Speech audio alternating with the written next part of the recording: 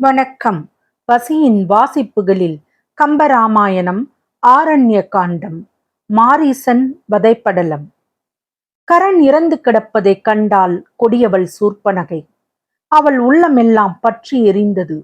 அதனுடன் தாங்க முடியாத துயரமும் சூழ்ந்தது.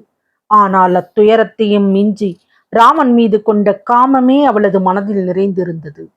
பின்பு அவள் சற்றே மனம் தெளிய எழுந்து நின்றாள். என் மனதிலே ராமன் மீது காதலை கொண்டேன். அதனால் மூக்கறுப்பட்டேன். அவனை சேர்வதற்கான உபாயம் சீதையை அவனிடமிருந்து பிரித்தால் அன்றி வேறொன்றும் இல்லை என்றும் கருதினாள். சீதையின் வடிவழகை ராவணனிடத்தில் வர்ணித்து தன் ஆசையை நிறைவேற்றிக் கொள்ள வேண்டும் என்று எண்ணிக்கொண்டே அந்த இடத்தை விட்டு சென்றாள். அப்படி சென்றவள் காற்றினும் கடுகி விரைந்து இலங்காபுரியை அடைந்தாள். ராவணின் திருநகர் இலங்காபுரி நகரம். அந்நகரின் அரண்மனை மணிமண்டபத்திலே ஒவ்வொரு தோளும் உதய பருவதம் போல விளங்கவும், புலித்தோல் உடுத்த சிவபெருமானும் பீதாம்பரம் அணிந்த திருமாலும் தாமரை மலரில் தோன்றிய பிரம்ம தேவனும் வணங்கச் செய்ய முடியாத தலைகளில் இரத்தன கிரீடங்கள் பொலியவும், உடம்பு முழுதும் அணிந்த நவரத்தன மாலைகள் ஒளி வீசவும், வஜ்ரமலை போன்ற தோள்கள் ஆதிசேஷனின் படங்கள் போல விளங்கவும், வீரக்கழல்களில் பதித்த சிறந்த இரத்தினங்கள் ராக்கத தலைவர்களில் வந்து தலைமுடிப்பட அவர்கள் வணங்கும் தோறும் அதனால் தேய்வடைந்து அந்த இரத்தினங்கள் பல்வேறு ஒளி சிந்தவும், எல்லா உலக அரசர்களும் காணிக்கையாக செலுத்தும் பொன்மலர் போல தேவர்களும் அசுரர்களும் வாழ்த்து கூறி தன்மேல் மலர்மழை சொரியவும், தங்கள் வணக்கத்தை அவன் பார்த்தாலே அது பெரும் பேராகும் என்று கருதி அவனுடைய சபையில் அவன் முன்பாக வந்து இடந்தோறும் நின்று எப்பக்கம் அவன் எப்பொழுது பார்ப்பானோ என்று அறியாதவர்களாய் எப்பொழுதும் தலைமேல் கைகளை கூப்பிக்கொண்டு அஞ்சலி செய்த வண்ணம் வித்யாதாரர்கள் நின்று கொண்டிருந்தார்கள்.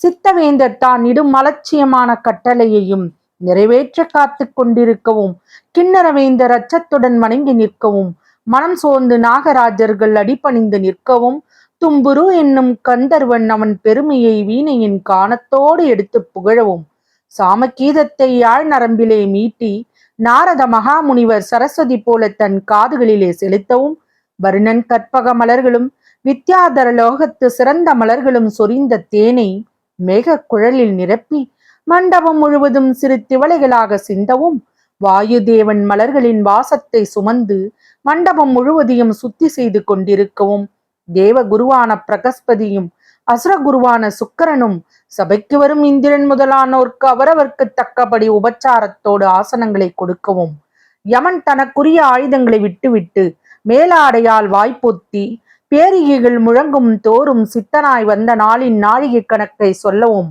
அக்னி தேவன் தேவைப்படும் நேரங்களில் எல்லாம் விளக்குகளை ஏற்றவும், கற்பக மரமும் சிந்தாமணியும் காமதேனுவும் ஆகிய தேவச் செல்வங்கள் அடிக்கடி வந்து வரிசை வரிசையாய் நின்று தங்கள் தன்மையை முன்னிட்டு காட்டவும், கங்கை முதலிய புண்ணிய தீர்த்தங்களுக்கு உரிய தேவதை பெண்கள் அருகில் வந்து சிவந்த தங்கள் கைகளால் அச்சதைகளையும் மலர்களையும் தூவி அடிக்கடி மங்கள வாக்கியங்களை சொல்லி வாழ்த்தவும், நாராயண முனிவரின் தொடையிலிருந்து பிறந்த அழகுடையால் ஊர்வசி முதல் மற்ற பெண்கள் தோகையை உடைய மயில்கள் போல தோற்கயிற்றால் கட்டப்பட்ட இசைக்கருவிகளை உடையவர்கள் வகைப்படுத்தி அமைத்திடும் தாள ஒழுங்கிற்கு ஏற்ப அருமையான நடனத்தை ஆட, அதனை பார்த்து கொண்டும் பிறரால் செய்ய முடியாத பெருந்தவத்தை செய்து மூவுலகத்துக்கும் சக்கரவர்த்தியான ராவணேஸ்வரன் சிம்மாசனத்திலே கம்பீரமாக இனிது வீற்றிருந்தான். அப்போது அவனுடைய தங்கை சூர்ப்பனகை தலையில் கையை வைத்து கொண்டும் காதும் மூக்கும் மறுபட்ட கோலத்தோடு பேரிடி போன்று பேரொளி தோன்றும்படி வாயை திறந்து தன் குறையை கூறி முறையிட்டு மனந்தவித்து தலைவிரி கோலத்தோடு அவன் அரண்மனையின் வடக்கு கோபுர வாசலுக்கு வந்து சேர்ந்தாள். அப்படி அவள் வந்ததைக் கண்ட ராட்சச ஸ்திரீகள் எதிர்கொண்டு சென்று அவள் எதிரிலே வயிற்றில் அடித்து கொண்டு சோகம் தாங்காதெழுதார்கள். மூவுலக சக்கரவர்த்தியின் தங்கையான சூர்ப்பனகை அக்கோலத்துடன் தனியாக வருவதைக் கண்டும் சகிப்பார்களோ? இலங்கை நகர் ராட்சசர்களும் திடீரென்று சூர்ப்பனகையை பார்த்தார்கள். அந்த கணத்தில் அவர்கள் ஒன்றும் சொல்ல தோன்றாது திகைத்து இடிமுழக்கம் போல கதறி பேரொளி செய்து கைகளோடு கைகளை மோதிக்கொண்டு தீப்பொறி பறக்க பெரும் கோபத்தோடு கண்விழித்து பார்த்து உதட்டை கடித்து கொண்டு நின்றார்கள். இத்தீங்கு யாரால் ஏற்பட்டது? தேவேந்திரனாலா, திருமாலினாலா, சிவபெருமானாலா என்று சொல்லி மனம் குதித்தார்கள்.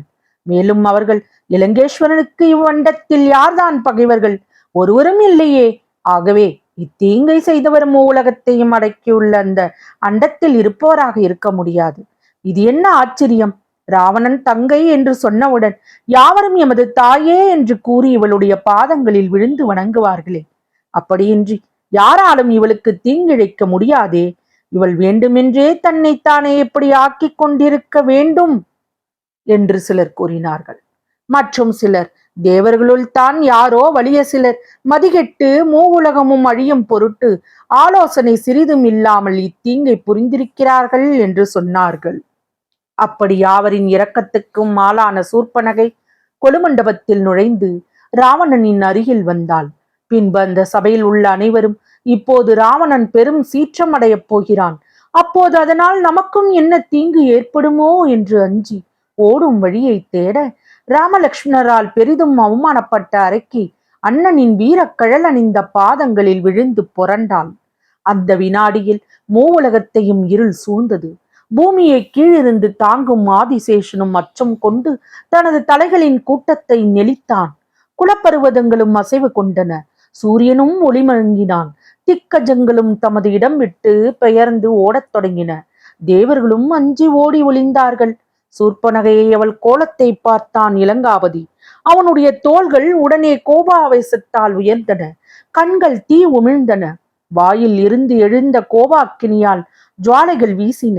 கோபத்தால் நெரித்த புருவங்கள் மேலேறி நடு நெற்றியை சேர்ந்தன. அவனுடைய கோபத்தைக் கண்டு உலகங்கள் எல்லாம் நிலைமாறி சுழன்றன. தேவர்களும் என்ன செய்வதென்றே அறியாமல் திகைத்தார்கள். கண் சிவக்க, உதடும் அடிய, மீசை துடிக்க, வாயில் கோபாக்கினி எழ ராவணன் தன் தங்கையை பார்த்து கேட்டான், இப்படி யார் உன்னை செய்தது? பூமியை பாதுகாக்கின்றவர்கள், மீன்வடிய கொடியுடைய மன்மதனை போன்றவர்கள், மூவுலகத்திலும் தமக்கு ஒப்பாகாத அழகுடைய இரு மனிதர்கள். நான் இருந்த காட்டில் வந்த வாளாயுதத்தை உருவி எடுத்து எனது உறுப்புகளை அறுத்து விட்டார்கள் என்று அண்ணனின் கேள்விக்கு உடனே பதில் சொன்னாள் தங்கை. மனிதர்கள் இப்படி செய்து விட்டார்கள் என்று சூர்ப்பனகை சொன்னவுடன் ராவணனுக்கு எல்லா திக்குகளிலும் செல்லும்படியான சிரிப்பு உண்டாயிற்று. அந்த பெரும் சிரிப்புடன் கண்கள் தீயுமிழ பெரும் கோபம் கொண்டு, மனிதர்கள் அற்ப பலம் கொண்டவர்களாயிற்றே, ஆகவே அவர்கள் இப்படி செய்ய இயலாதே. அதை பற்றி நீ சொன்ன வார்த்தையை நம்புவதற்கில்லை. பொய்யாக இப்படி சொல்கின்றாயோ, இல்லை ஏதேனும் அச்சத்தால் வாய்க்குழறி ஒன்றுக்கு ஒன்றாக சொல்கின்றாயோ? அப்படிப்பட்ட பொய்யையும் அச்சத்தையும் விட்டு நிகழ்ந்த செய்திகளே நிகழ்ந்தபடி உண்மையாக சொல் என்றான். நான் பொய் சொல்லவில்லை, அச்சமும் கொள்ளவில்லை, உண்மையாகத்தான் சொல்கின்றேன். நான் சொன்ன மனிதர்கள் அழகிய தங்கள் வடிவத்தால் மன்மதனை போன்றவர்கள். தங்கள் தோல் வலிமையால் வடக்கில் உள்ள மகாமேரு மலையையும் மடக்கும் திறமையுடையவர்கள். தாங்கள் கை கொண்ட வில்லின் வலிமையால் 7 உலகத்திலும் உள்ள அனைவருடைய வலிமையையும் அழிக்கக்கூடியவர்கள். அவர்களுடைய வலிமையை பற்றி முழுவதுமாக சொல்வது முடியாத செயல். முனிவர்களிடத்திலே பெரும் வணக்கம் உடையவர்கள், சந்திரனை போன்ற முகம் பெற்றவர்கள், தாமரை மலர் போன்ற கண்களும் பாதங்களும் கைகளும் கொண்டவர்கள், எல்லையற்ற தவத்துக்கு உரியவர்கள். உலகத்தில் அவர்களுக்கு ஒப்பானவர்கள் எவருமே இல்லை. மற்றும் அவர்கள் மர உரி உடுத்தியவர்கள், நீண்ட வீரக்கழல் அணிந்தவர்கள், மார்பிலே அழகிய முப்புரி நூலை தரித்தவர்கள், வில் வித்தையில் வல்லவர்கள், வேதங்கள் வசிக்கின்ற நாவினை உடையவர்கள், தளிர் போன்ற மேனி கொண்டவர்கள், உனக்கு அஞ்சாதவர்கள், உன்னை ஒரு சிறு பொடியளவும் மதியாதவர்கள், சொற்களின் வடிவாகம் உள்ள சாஸ்திரங்களைப் போல அழிவில்லாத அம்பரா துணிகளை தாங்கினவர்கள், முனிவர்களின் வேண்டுதலுக்கு இணங்கி அரக்கர் குலத்தை அழிப்பதாக முன்பு ஒரு சபதம் ஏற்றவர்கள். அண்ணா, ஒரே உலகத்தில் வாழ்கிற 2 மன்மதர்கள் இருக்கிறார்களா? வில் வித்தையில் அம்மனிதர்களை காட்டிலும் வல்லமையுடைய வீரர்கள் இருக்கின்றார்களா? இல்லை, இல்லவே இல்லை. அவர்களுக்கு சமமானவர்கள் ஒருவருமே இல்லை. அவர்களில் ஒவ்வொருவரும் எம் பெருமாளுக்கும் தலைவரான திருமூர்த்திகளுக்கும் சமமானவர்கள். தசரத சக்கரவர்த்தியின் மைந்தர்கள். தந்தையின் கட்டளைப்படி காட்டில் வசிக்கின்றார்கள். ராம லக்ஷ்மணர் என்பது அவர்களுடைய பெயர்கள் என்றால் சூர்ப்பனகை. தொடரும். வசியின் வாசிப்புகள் பிடித்திருக்கும் என்று நம்புகிறேன். எனக்கு சப்ஸ்கிரைப் செய்து, லைக் செய்து, ஷேர் செய்யவும். தங்களின் மேலான கருத்துக்களை கமெண்டில் பதிவிடவும். அதுவே எனக்கு உற்சாகமூட்டும். நன்றி.